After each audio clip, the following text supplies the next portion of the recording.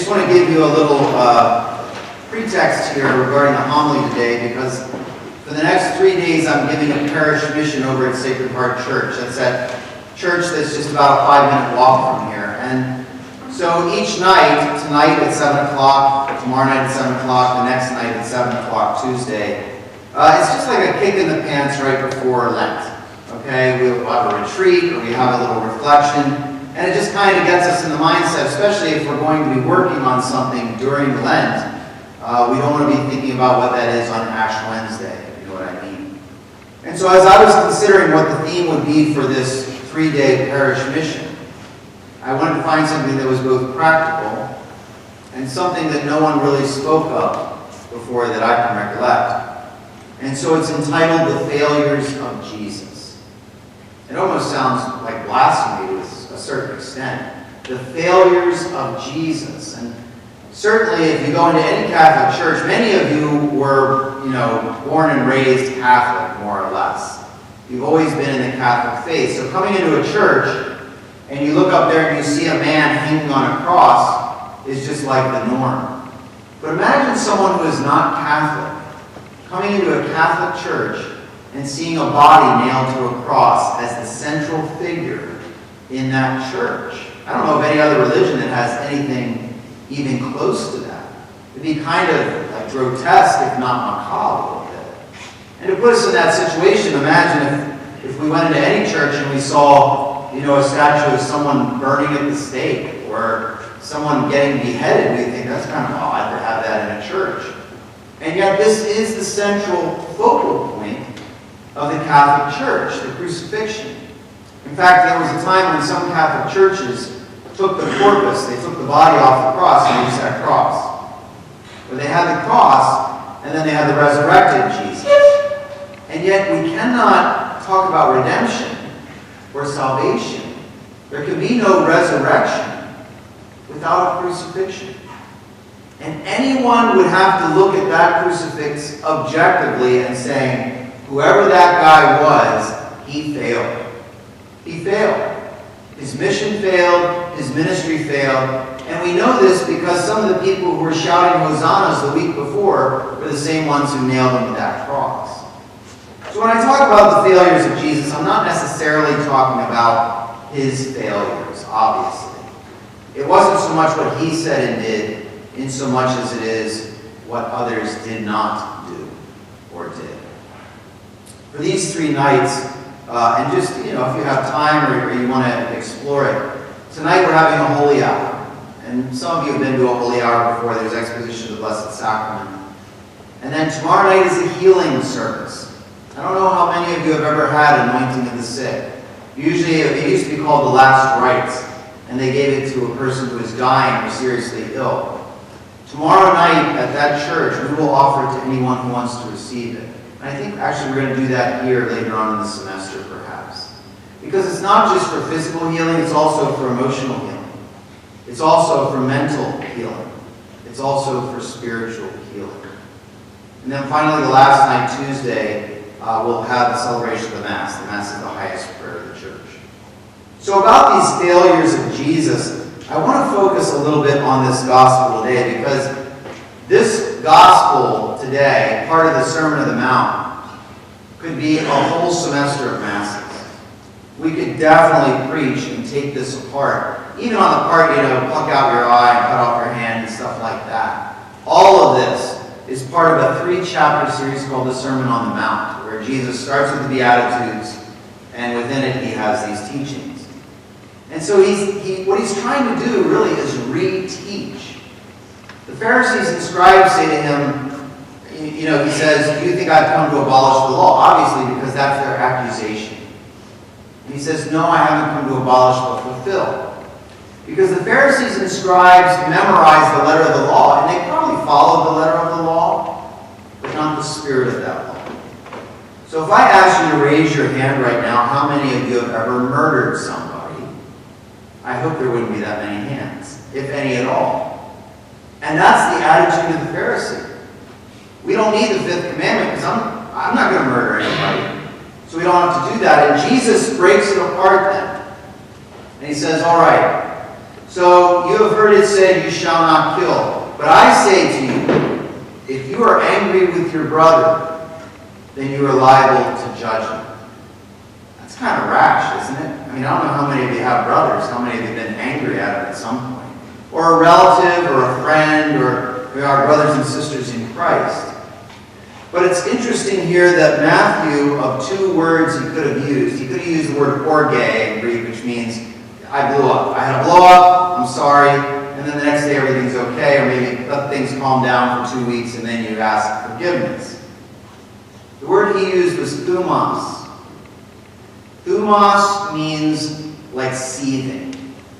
It means that I am angry and I don't want to be not angry.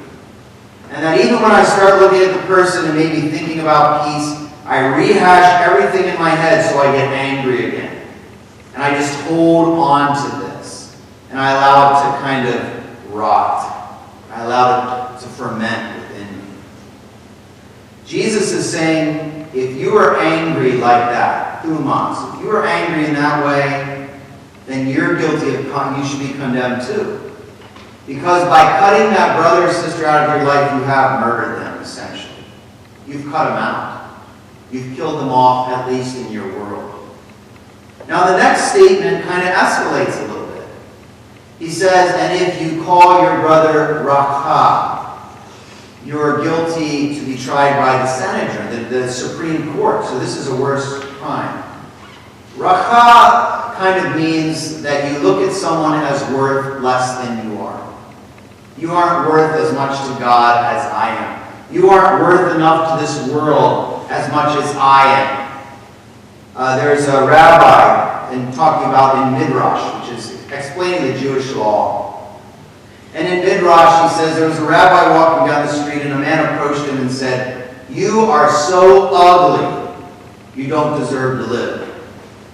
And the rabbi responded to him, and he said, "Why don't you take it up with the one who created me that ugly?" Obviously, talk to God about it. We are all equal in God's eyes. We are all loved equally in God's eyes. And there's nothing we can do or not do to change that. Which is why it's so difficult sometimes when we allow others to shape who we are, either with their criticisms or even with their compliments. That we hold within us the divine. No one can take that away from us. And God has created us equal to everyone else and loves us equal to everyone else. Which is why Jesus says, if you believe that you are worth more than another, then you are liable to the Supreme Court of the Church, the Senate. The third thing he says is, if you, look at your brother and call him a fool, and we might think, well, fool doesn't sound too bad, really. I mean, I don't know how many of you have had brothers and you might have said something worse than fool to them, if you think about it. But this word fool, more, the Greek word more is used. It's mu omicron rho epsilon. And more means that you are a waste of space. The world would be a better place without you in it. It's pretty much saying to a person that it would be better if you were never born. Which is why Jesus says, if you say that to someone, then you belong in Gehenna. If you have such hatred for someone, and we know, in this age of social media, sometimes we can hate someone without even knowing them, just because of their, the way they vote politically, or things that they support or don't support. We begin to demonize others. And so Jesus is not changing the law, but he's showing them the fullness of that law. I invite you, if not before Lent, during Lent, to come to confession.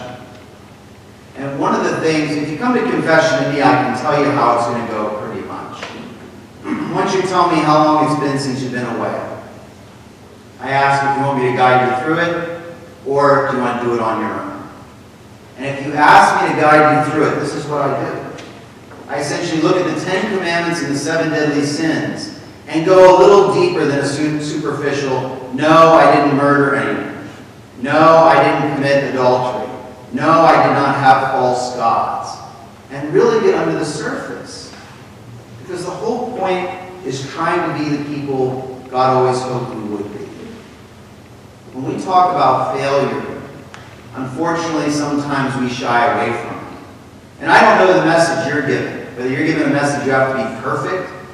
But sometimes we get in this mindset, if I can't do it perfectly, I'm not going to do it at all. So we never do anything. Even spiritually. Well, I tried something spiritually and I failed, and so I'll just wait till the next Lent comes around or something. That doesn't make any sense. Because failure can be a great teachable moment for us and can be a springboard by which we move forward. I used to be a science teacher. And for part of that, I taught high school for a while, then I taught middle school. And we were doing unit conversions. Because in 1993, a federal law was passed that said the United States will eventually be all on the metric system. How's that working? I'm interested to know. So we're doing these unit conversions. After 2 weeks, I give them a test, and everyone fails it. It was horrible. There wasn't even a bell-shaped curve. It wasn't a curve. It was a flat line. And I thought, man, I'd like to curve these grades, but I need like almost a whole circle because they're so bad. And I couldn't understand why they couldn't get it. This is so easy. It's unit conversion. We worked 2 weeks on it. What's the problem? And as I began to reflect on this whole situation, you know, when a whole class fails something, chances are it's the teacher. I'm not saying that about any teachers here, just so you know. But it could be the teacher. And I thought to myself, there was a time when I didn't know how to do unit conversions. So why don't I teach it like that? It was the same way I learned organic 1 and 2. My teacher at Shippensburg taught us like we were kindergartners. And I learned it very well. And so that's what I did. We started out with apples and oranges. And then we went from there, we did inches and feet and yards. And then we did centimeters and meters and kilometers. And then we did yards and meters. And then we did cubic centimeters and milliliters. And they wanted more. They're like, don't give us the easy, give us something hard. They really got the principle behind it, and they were doing great. And I shudder to think that if I ever had just curved the grade and skipped over that, what would have been missing? And that failure really taught me to work harder at understanding where people are, where they're at. Our failures can teach us much more than our successes at times. Because many times we just embrace those things that we know we will do successfully, and we don't challenge ourselves. And so I encourage you over the days ahead, really to kind of look at your life, look for those things in which we've fallen and we've failed, and try to find it as a springboard to move us forward. No one is perfect. And the good news is, imperfection is not a sin. Failure is not a sin. Disobedience is the sin. We're allowed to fail. We're not asked to be successful. We're asked to be faithful. And the failures today become the seeds that produce the future fruit that will end up being our spiritual success.